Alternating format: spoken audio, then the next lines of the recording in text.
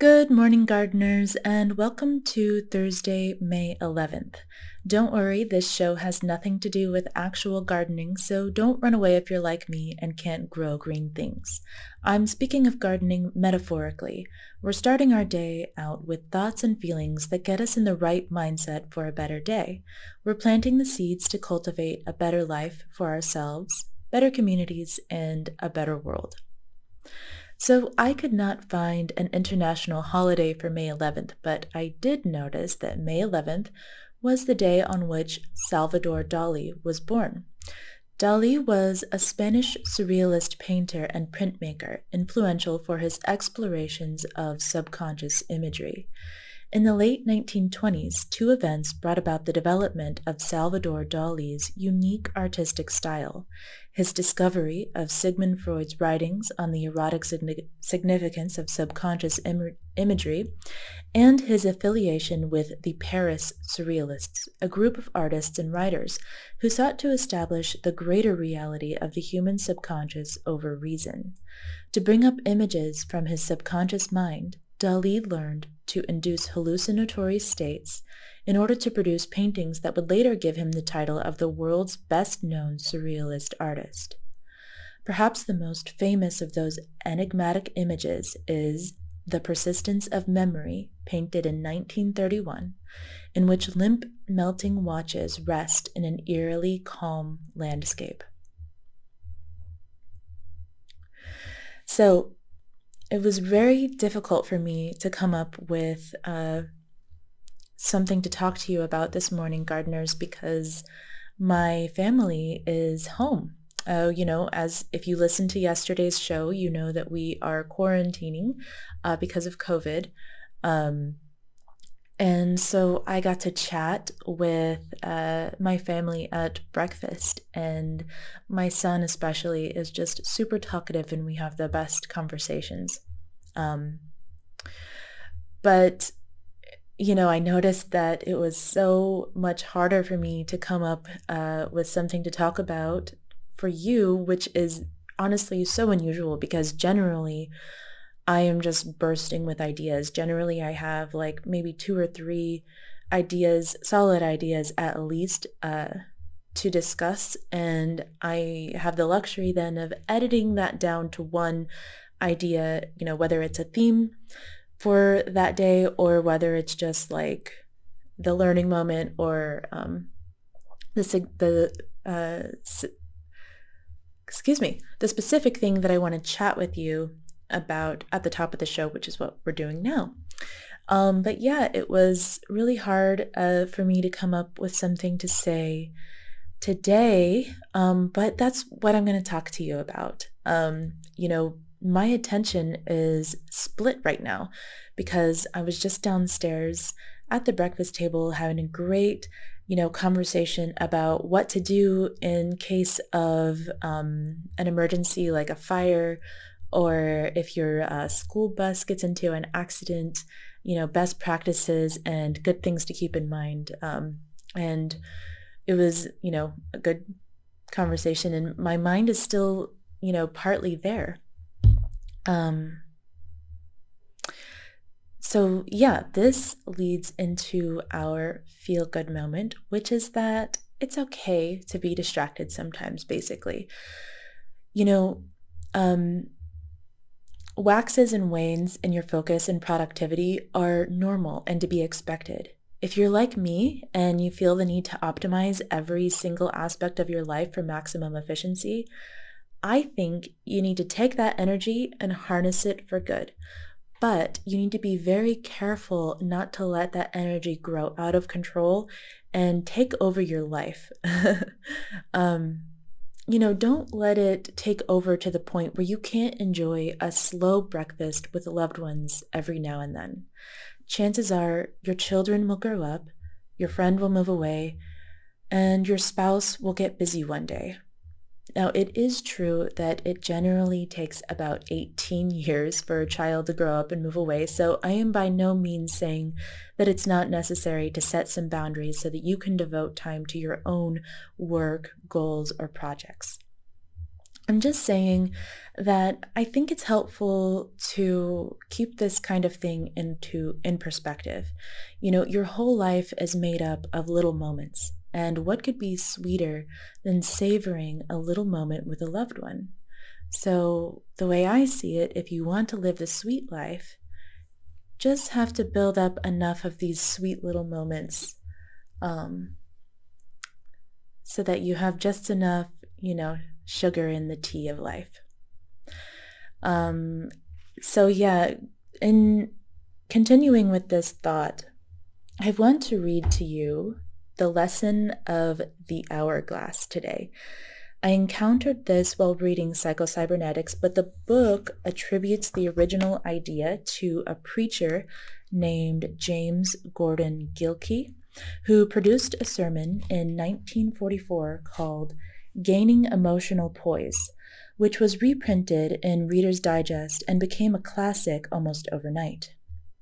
That might be debatable because I've never heard of that before, but let me know if you have heard of this before.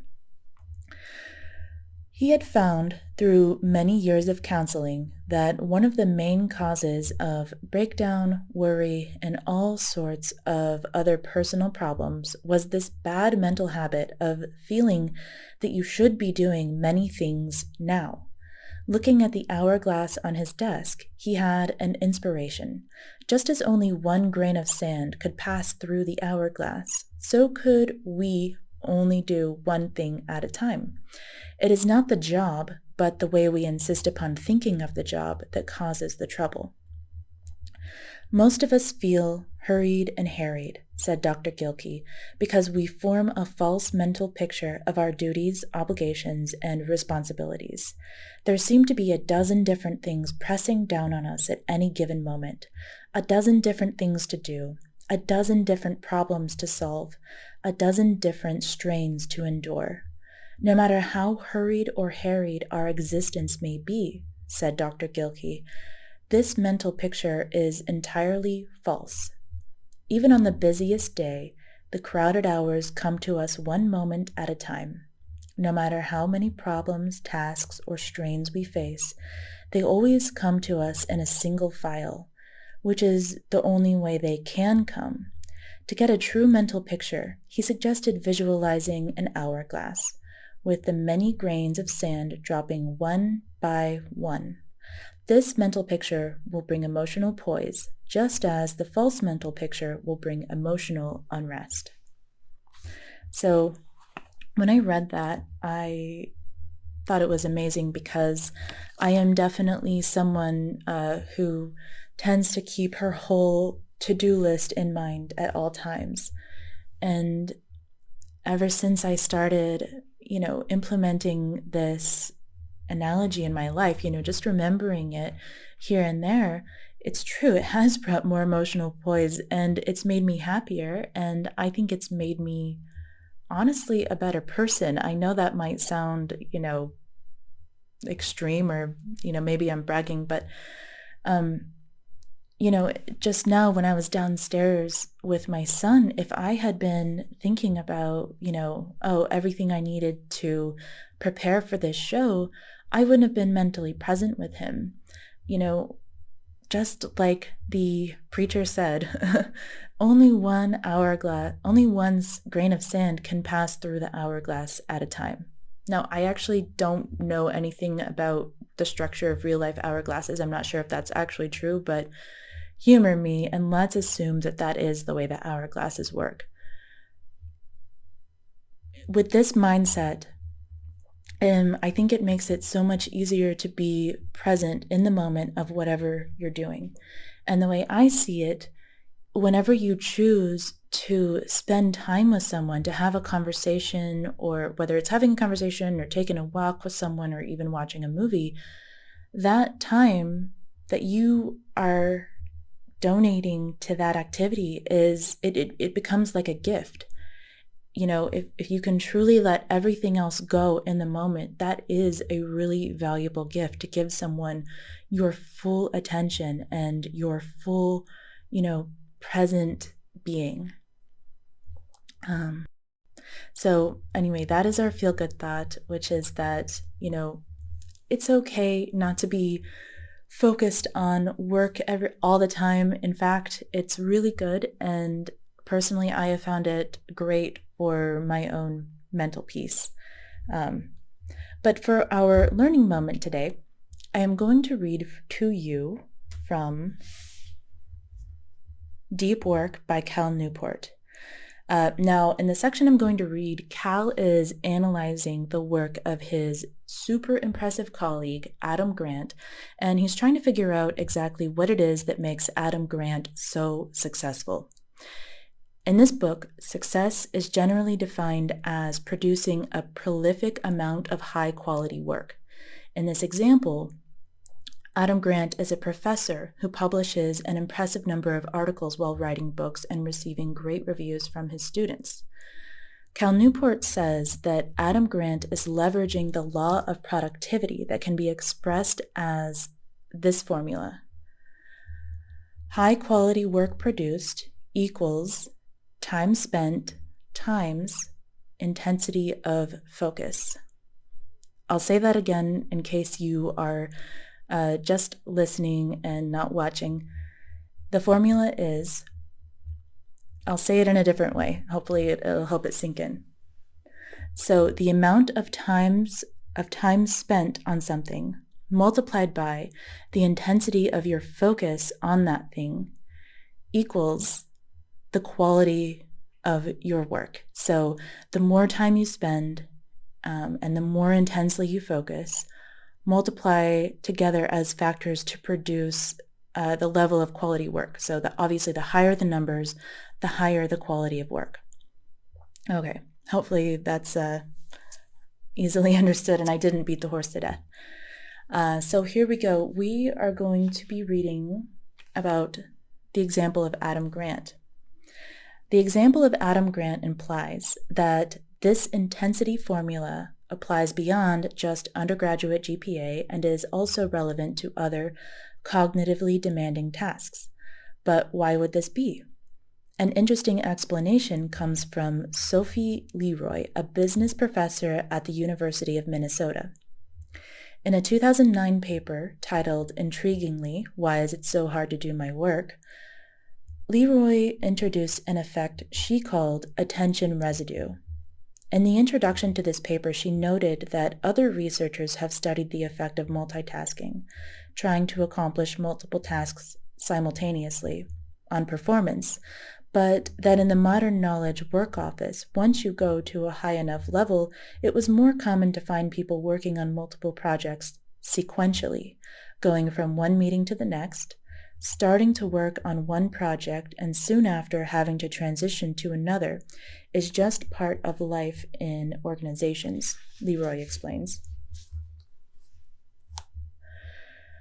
The problem this research identifies with this work strategy is that when you switch from task A to another task B, your attention doesn't immediately follow. A residue of your attention remains stuck in thinking about the original task. This residue gets especially thick if your work on task A was unbounded and of low intensity before you switched. But even if you finish task A before moving on, your attention remains divided for a while. Leroy studied the effect of this attention residue on performance by forcing task switches in the laboratory. In one such experiment, for example, she started her subjects working on a set of word puzzles. In one of the trials, she would interrupt them and tell them that they needed to move on to a new challenging task. In this case, reading resumes and making hypothetical hiring decisions. In other trials, she let the subjects finish the puzzles before giving them the next task. In between puzzling and hiring, she would deploy a quick lexical decision game to quantify the amount of residue left from their first task. The results from this and her similar experiments were clear. People experiencing attention residue after switching tasks are likely to demonstrate poor performance on the next task. And the more intense the residue, the worse the performance. The concept of attention residue helps explain why the intensity formula is true, and therefore helps explain Grant's productivity.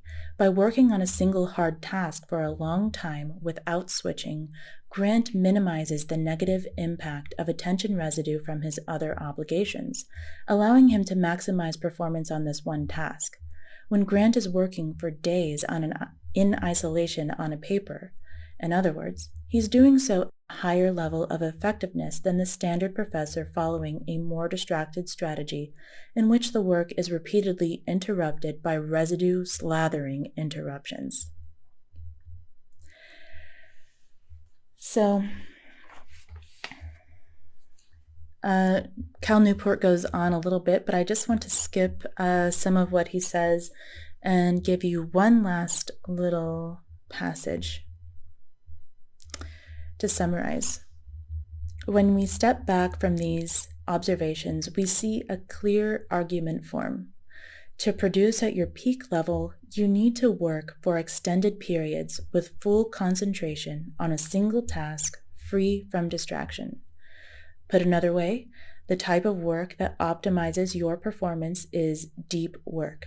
If you're not comfortable going deep for extended periods of time, it'll be difficult for you to get your performance to peak levels of quality and quantity increasingly necessary to thrive professionally.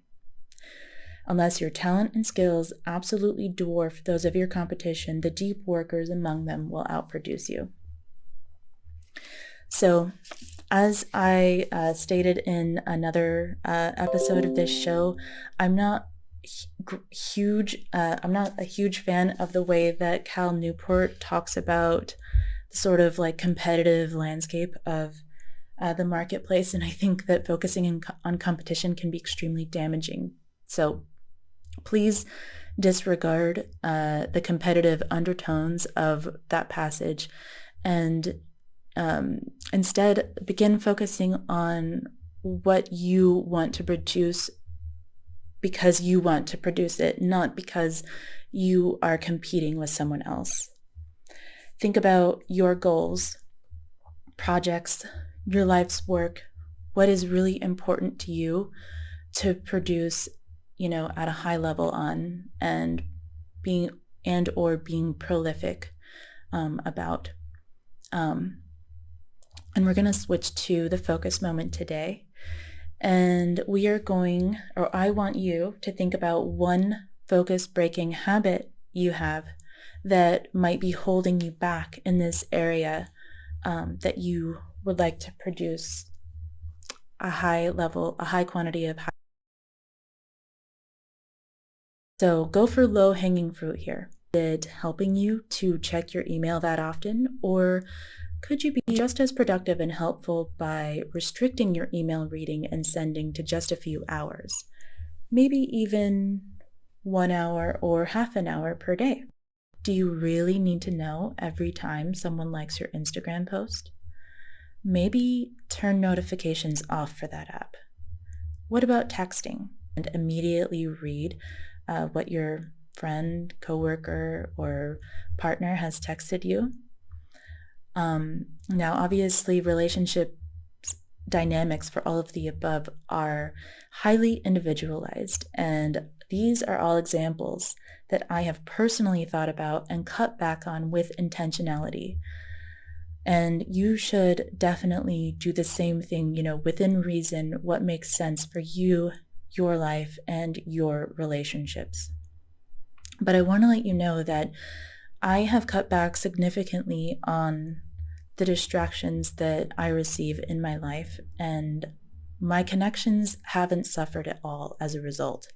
In fact, I am able to have better and deeper conversations because I am able to devote all of my focus to whomever I'm emailing, texting, or speaking with in the moment, because I have deliberately set aside a block of time for that conversation alone.